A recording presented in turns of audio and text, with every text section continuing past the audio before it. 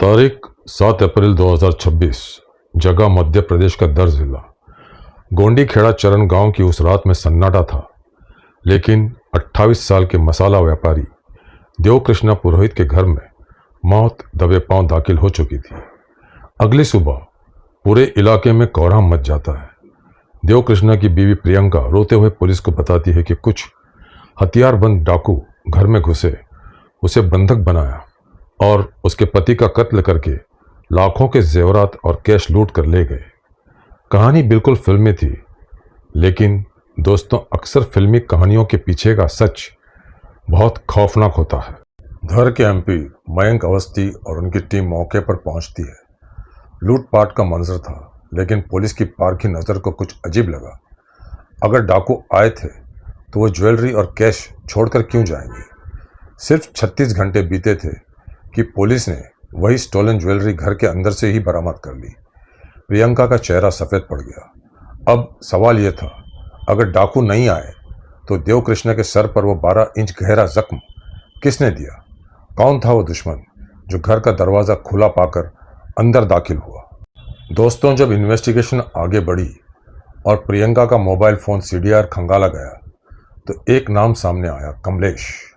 प्रियंका और कमलेश के बीच की बातें महज दोस्ती नहीं थी, लेकिन इस कत्ल की वजह जानकर आप कलेजा थाम लेंगे। प्रियंका अक्सर देवकृष्णा को उसके सांवले रंग की वजह से जलील करती थी। तुम काले हो, तुम मेरे लायक नहीं हो। ये वो अल्फाज थे जो एक रिश्ते को कब्र तक ले गए। सिर्फ रंगत ही नहीं, प्रियंका की नज़र देवकृष्णा की रेलवे की नौकरी और प्रॉपर्टी पर भी थी। वो चाहती थी कि पति के मौत के बाद अनुकंपा नियुक्ति डिजीज डिपेंडेंट कोटा के तहत उसे सरकारी नौकरी मिल जाए। साजिश तैयार थी। 7 अप्रैल की रात प्रियंका ने जानबूझकर घर का मेन दरवाज़ा खुला छोड़ा। कमलेश ने इंतज़ाम किया था एक कॉन्ट्रैक्ट किलर का, सुरेंद्र भाटी।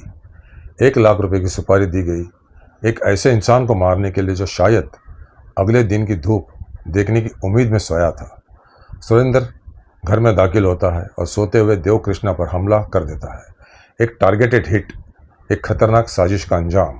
9 अप्रैल 2026 तक पुलिस ने प्रियंका और उसके यार कमलेश को धर दबोचा।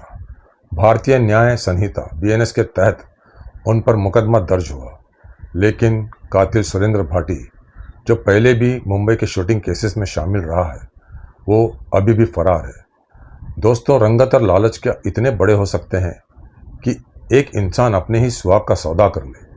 इंसाफ की चक्की चल रही है, लेकिन देवकृष्णा का परिवार आज भी एक ही सवाल पूछ रहा है, क्या खून का रंग हमेशा इतना ही काला होता है?